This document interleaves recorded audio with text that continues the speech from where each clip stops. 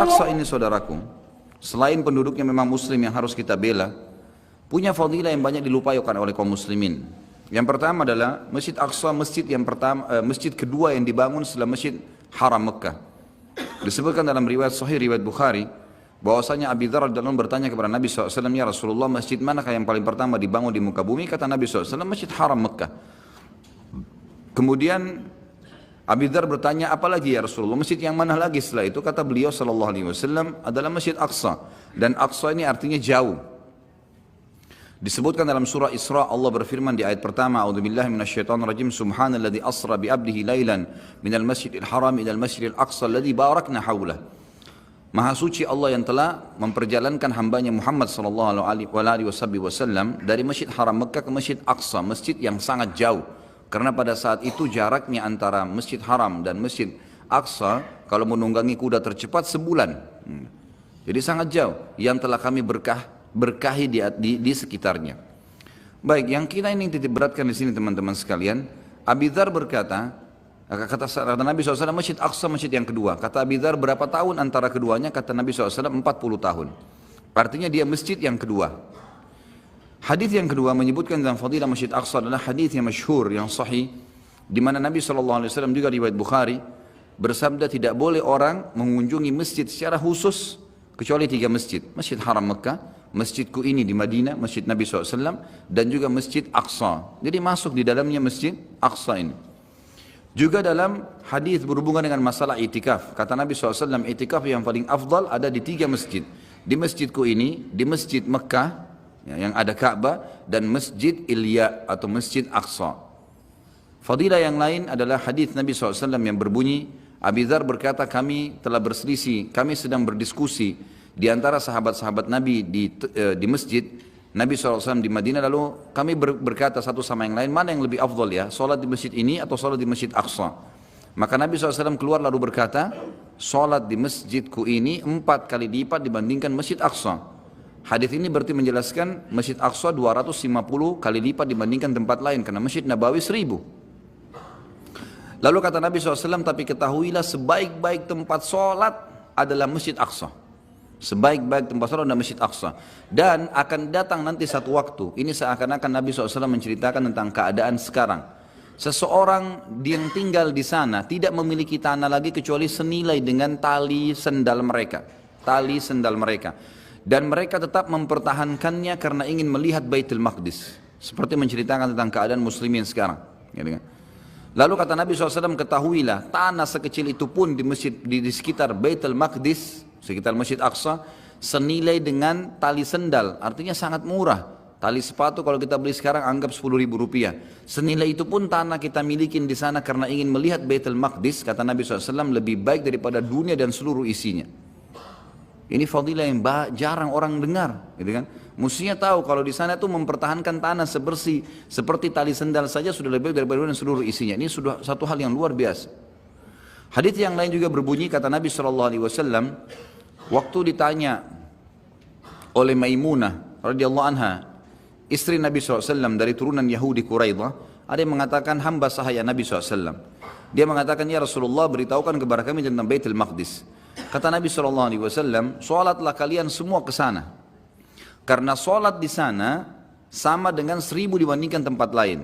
Hadis ini lebih kuat daripada tadi 250 kali lipat. Karena itu hadisnya hasan, ini hadisnya sahih. Berarti dari hadis ini kata ulama hadis menandakan kemungkinan besar Masjid Nabawi itu adalah 4000 bukan cuma 1000. Karena kalau kita berpegang juga pada hadis tadi, sholat di masjidku ini 4 kali lipat dibandingkan Masjid Ilya atau Masjid Aqsa, berarti menandakan dikuatkan dengan hadis yang kedua 1000 ini di Masjid Aqsa, berarti Masjid Nabawi 4000, atau memang dasarnya Masjid Aqsa dan Masjid Nabawi sama 1000. Ringkas cerita dia punya fadilah, kata Nabi, karena sholat di dalamnya sama dengan 1000 dibandingkan tempat lain. Kata Maimunah radhiyallahu anha, lalu bagaimana dengan orang yang tidak mampu ya Rasulullah, tidak bisa ke sana? Kata Nabi SAW, dia minimal menyumbang minyak untuk menerangi Masjid Aqsa. Jadi orang zaman dulu pakai minyak untuk nyalakan api.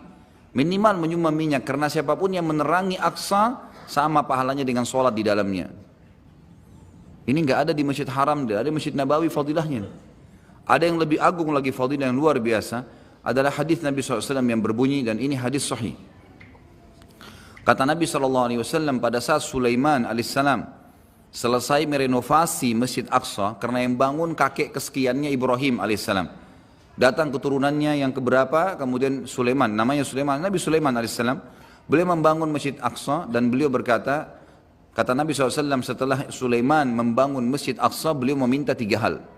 Yang pertama, minta agar seluruh hukum yang dia terapkan di masyarakatnya sesuai dengan hukum Allah, dan Allah telah memberinya. Jadi walaupun wahyu belum turun, Sulaiman mengambil sebuah keputusan, berarti itu sudah hukumnya Allah, dan Allah mengijabah itu. Yang kedua, dia meminta agar kerajaan diberikan tidak layak untuk orang sesudahnya, dan Allah juga sudah memberikan. Dan ini yang ketiga, fadilah yang banyak muslimin tidak tahu. Kata Nabi SAW, dan Sulaiman meminta kepada Allah agar tidak ada orang yang datang sholat di masjid ini, Aqsa. Dan ini tidak dimiliki oleh Masjid Haram Mekah, nggak dimiliki oleh Masjid Nabawi di Madinah. Kata Nabi SAW, Sulaiman meminta agar tidak ada siapapun yang datang ke masjid ini sholat, tidak ingin kecuali sholat, walaupun sunnah, sholat tahiyat masjid misalnya 2 rakaat, kecuali setelah selesai sholat dia kembali seperti baru dilahirkan oleh ibunya, bersih dari dosa. Dan kita tahu fadilah ini hanya didapat pada saat orang sedang haji. Kata Nabi SAW, siapa yang haji tidak rafath, mengucapkan kata-kata syahwat pada bukan pasangan halalnya, fusuk, menyentuh secara fisik, dan juga jidal, berdebat-debat di haji, maka dia pulang seperti baru dilahirkan oleh ibunya.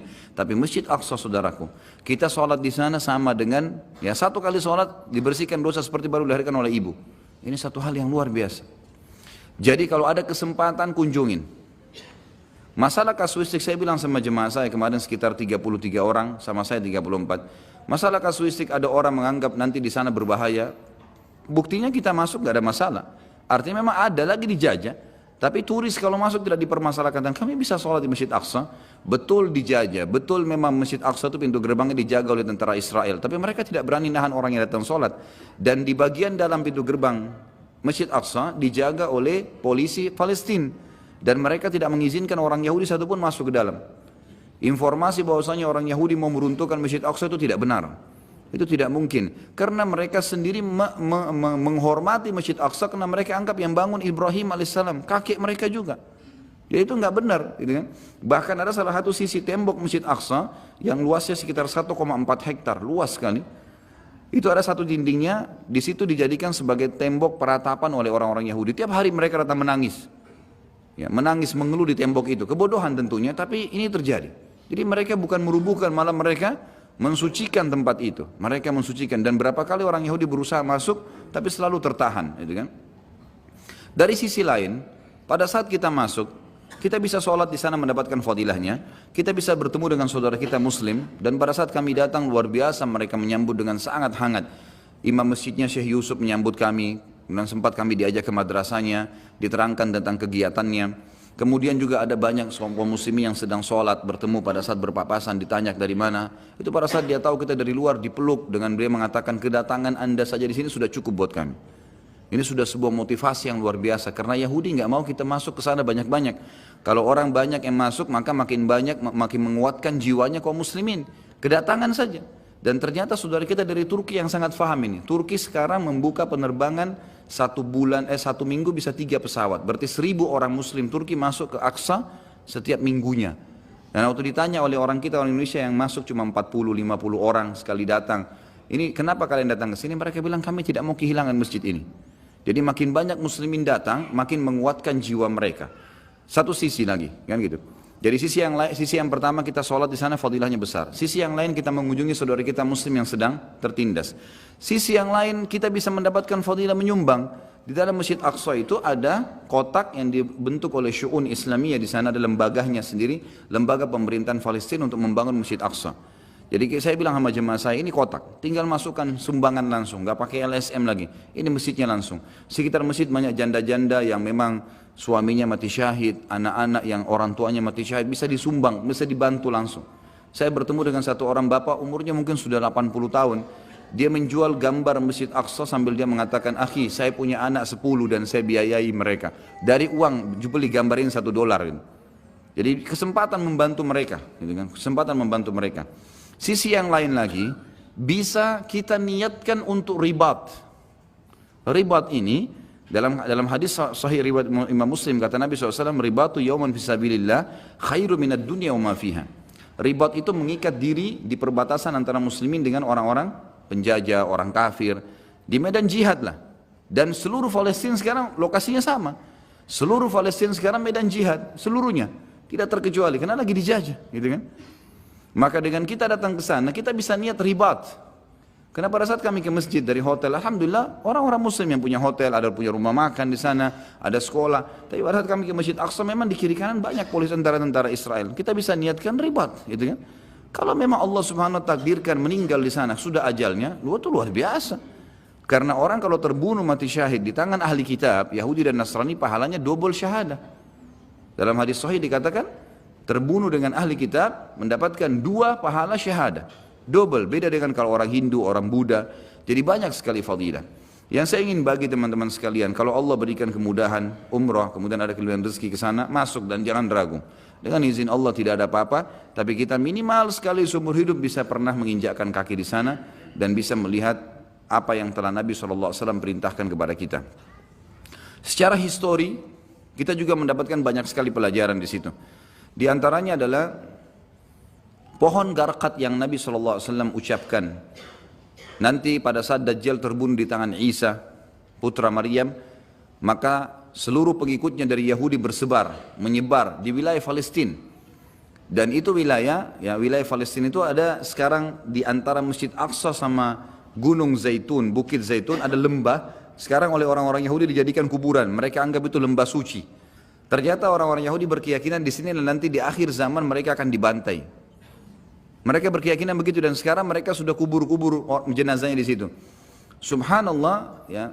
Orang-orang muslim mendapatkan riwayat-riwayat tentang masalah mereka akan menyebar di sekitar Baitul Maqdis nanti, kemudian dibunuh oleh kaum muslimin. Semua batu akan berbicara dan pohon ini, hai muslim, ini Yahudi bunuhlah dia, kecuali pohon garqat. Sampai saya suruh jemaah saya foto. Orang-orang Yahudi sekarang memenuhi wilayah Palestina, wilayah negara mereka terutama yang sudah mereka rebut dinamakan Israel, dengan pohon garqat tuh. Ini pohon garqat yang Nabi sebutkan. Saya suruh foto jemaah saya, ini pohonnya nih. Pohonnya agak mungkin sekitar 1-1,5 meter tingginya, tapi dia melebar. Warnanya hijau dan berduri, gitu kan. Itu yang dikatakan pohon Yahudi. Depan mata orang Yahudi banyak menanam pohon itu, tidak ada buahnya. Ya, tidak bermanfaat pohon itu. Mereka kata di sini tidak ada manfaat yang bisa dimakan oleh manusia dari buah-buah atau sayuran. Memang dia cuma pohon karena dia tidak berbicara saja dan orang Yahudi tahu sekarang mereka tanam. Artinya luar biasa, fakta yang Nabi sampaikan benar, gitu kan? Mereka sendiri menanam itu dan itu depan mata kita melihatnya. Dari sisi yang lain juga banyak sekali histori sejarah di Palestina. Kita tahu nabi-nabi rata-rata di sana Ibrahim, ya, Ishak, Yakub, Yusuf, Sulaiman, Daud, ya. Itu semuanya memang ada di wilayah sana dan memang secara sejarah itu sangat luar biasa kota itu, dan kita tahu disitulah nanti Nabi Isa alaihissalam terakhir memimpin dunia dari wilayah Palestina, ya, menyebarkan keadilan selama 40 tahun setelah Ya'juj Ma'juj terbunuh tentunya, dan Dajjal pun akan terbunuh di situ. Dan yang terakhir adalah teman-teman sekalian, ada hadis yang menyebutkan kalau Dajjal nanti di akhir zaman, akhir jalannya adalah ke wilayah Palestina dan dia akan bermarkas di sebuah kota namanya Babulut. Subhanallah, saya tanya di sana orang Palestina asli yang kebetulan lagi naik, dia nyetir bus yang kami jalan. Saya tanya, akhi, di sini di Israel yang sudah direbut, dulu Palestina, sekarang direbut dengan Israel. Baik, ada enggak kota namanya Babulut? Dia bilang sama saya, dia enggak ngerti rupanya hadisnya. Dia cuma bilang ada, di sebelah Tel Aviv, di sebelah ibu kotanya Israel ada satu kota sekarang lagi dibangun namanya Lut, dinamakan Babulut.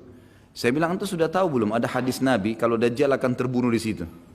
Ternyata kota itu dulu tidak ada nama ini. Sekarang dibuat oleh orang-orang Yahudi. Jadi secara histori, apa yang Nabi SAW sampaikan terbukti di lapangan, di depan mata bisa kelihatan. Jadi bisa ziarah Masjid Aqsa, bisa ketemu dengan muslimin, bisa sedekah langsung, bisa ribat, niat untuk mengikat diri minimal pada saat 4 hari niatkan ribat. Gitu kan? Sudah baik, lebih baik daripada dunia seluruh isinya. Dan juga bisa mengetahui fakta-fakta mujizat Nabi Muhammad SAW yang disampaikan kepada kita masalah itu. Ini yang saya ingin berbagi, mudah-mudahan bisa bermanfaat insyaAllah.